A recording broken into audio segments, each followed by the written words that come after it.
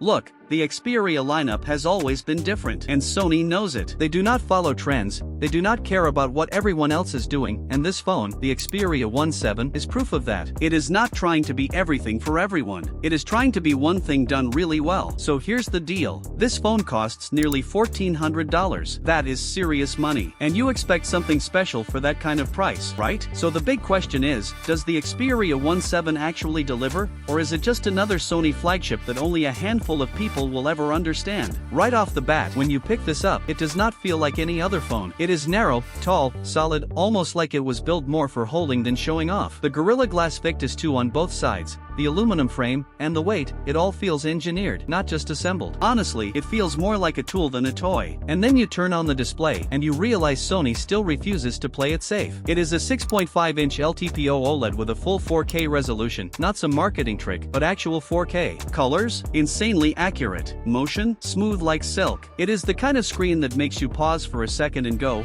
wait, why doesn't every phone look like this? Outdoors, it hits around 1475 nits, not the brightest in the world, but more than enough unless you are standing under direct sunlight in July. But where it wins is clarity. Text, images, video, everything feels clean, deliberate, cinematic. Now powering this beast is the Snapdragon 8 Elite paired with 12 gigs of RAM and UFS 4.0 storage. So yeah, the performance is great. Apps open instantly, multitasking is no problem, and video editing on the go is actually possible. But let's be clear, this is not a gaming-first phone. Genshin, COD, all that stuff runs fine, but you will notice heat after a while. Not unbearable, just enough to remind you this phone is tuned for balance, not brute force. And then, we get to the cameras. This is where Sony goes all in. You are looking at a triple lens setup of 48MP main, another 48MP ultra-wide, and a dual telephoto setup that can zoom optically from 3.5x to 7.1x. No digital trickery here, just real glass and real mechanics doing the work. Photos? Natural. Honest. Sometimes too honest. If you are coming from a phone that smooths out your skin and blasts the contrast, this will feel raw. But if you are someone who knows how to use manual settings, ISO, shutter speed, white balance, this camera will absolutely reward you. And the 4K HDR video at 120 frames per second? It is ridiculous. In the best way. There is no gimmicky portrait mode magic or fake depth. It is about control, about trusting the user to know what they are doing. Which is refreshing, but yeah,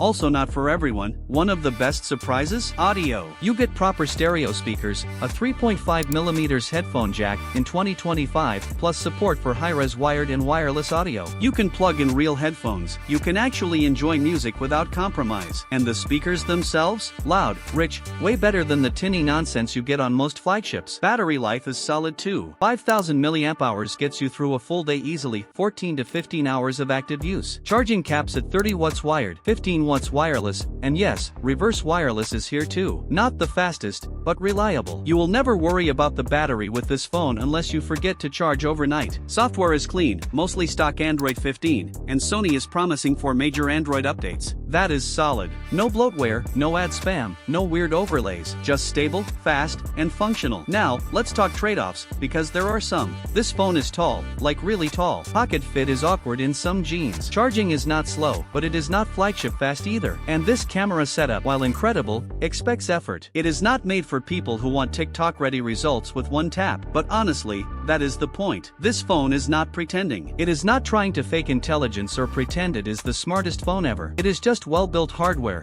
for people who know what they want. So, who is this for? If you are a content creator, a photographer, an audiophile, someone who cares about precision over convenience, the Xperia VII is worth every cent. But if you just want ease, filters, gaming power, or slick one-click automation, this is going to feel like too much work. My honest take? The Xperia VII is not a mainstream phone, and it never will be. But that is exactly what makes it great. You do not buy this phone by accident. You buy it on purpose, because you want to control your camera, enjoy your audio, and own a phone that does not compromise just to fit in. Let me know what you think. Would you spend this kind of money on a Sony phone? Or are you going with something safer like a Galaxy S24 or iPhone 15? Drop your thoughts below, and hey, if you are waiting to buy it, wait for a price drop. Sony phones never stay full price for long.